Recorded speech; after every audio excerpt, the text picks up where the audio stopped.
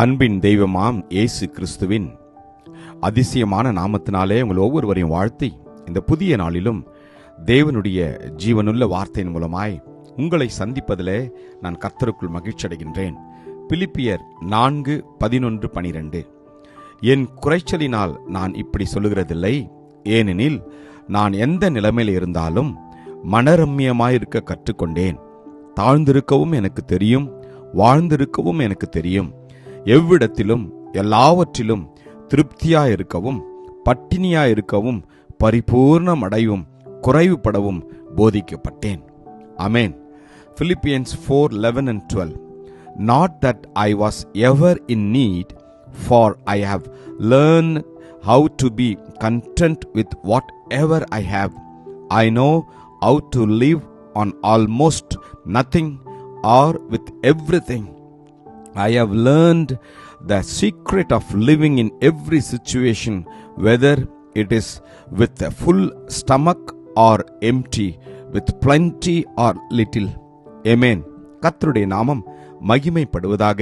இந்த புதிய நாளிலும் ஆவியானவர் நம்மை பார்த்து சொல்கிறார், எல்லா சூழ்நிலையிலும் நம்முடைய பார்வை எல்லாம், நம்முடைய எண்ணம் எல்லாம் கிறிஸ்துவின் மேல் இருக்கின்ற போது கர்த்தர் நம்முடைய எல்லா சூழ்நிலையிலும் நம்மை அவர் பாதுகாத்து வழிநடத்துவார்.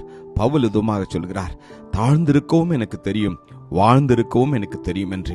எனக்கு பிரியமான தேவஜனமே, நம்முடைய வாழ்க்கையில கூட கர்த்தர் நமக்கு எல்லாவற்றையும் கொடுக்கின்ற போது நாம் மிகவும் மகிழ்ச்சியாக இருக்கின்றோம்.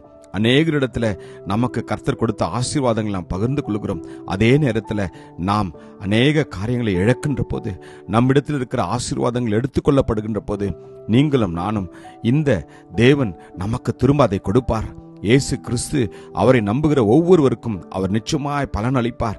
அவர் நாம் இழந்த எல்லாவற்றையும் திரும்ப கொடுப்பார் என்று நாம் சொல்வது கிடையாது. காரணம், நாம் நம்முடைய விசுவாசத்திலும் நம்பிக்கையிலும் நாம் பலவீனப்படுகின்றோம். இந்த இடத்துல வேதம் சொல்கிறது, பவுல் விதமாக சொல்கிறார், என்னை பலப்படுத்துகிற கிறிஸ்துவினாலே எல்லாவற்றையும் செய்ய எனக்கு பலனுண்டு என்று. ஆமேன். நீங்களும் நானும் கூட இந்த வார்த்தையை அறிக்கை செய்வோமா? நம் சூழ்நிலைகள் எப்பேற்பட்டதாக இருந்தாலும், நம்முடைய குறைவுகள், நம்முடைய நிறைவுகள், எல்லா சூழ்நிலையிலும் கூட நாம் கர்த்தரை நோக்கி சொல்வோம். நீங்களும் நானும் இந்த வார்த்தையை மனனம் செய்து கொள்வோமா? என்னை பலப்படுத்துகிற கிறிஸ்துவினாலே எல்லாவற்றையும் செய்ய எனக்கு பலன் உண்டு என்று நாம் சொல்கின்ற போது சாத்தான் வெட்கப்பட்டு போய்விடுகிறான். தீமத்தில் நாம் வாசிக்கிறோம், போதும் என்ற மனதுடன் கூடிய தேவ பக்தியே மிகுந்த ஆதாயம் என்று.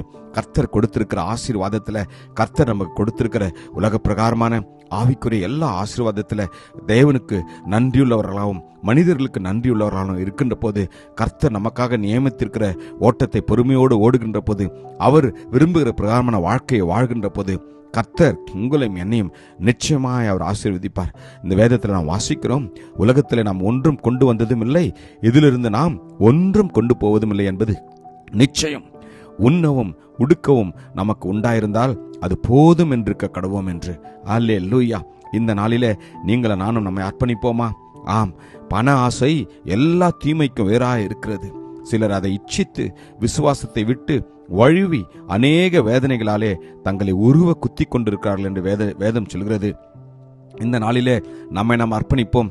கர்த்தர் நிச்சயமாய் நமக்கு கிருபை செய்வார். கிருபையும் இரக்கம் நிறைந்த நல்ல தகப்பனே, இந்த நல்ல நாளுக்காகவும் உமக்கு நன்றி ராஜாவே. அப்பா, இம்மட்டுமாய் நாங்கள் ஆண்டவரே இயேசு கிறிஸ்துவுக்குள் மனரம்யமாய் வாழ கற்று கொடுத்ததற்காக உமக்கு நன்றி. நாங்கள் வாழ்ந்து வருவதற்காக உமக்கு நன்றி அப்பா.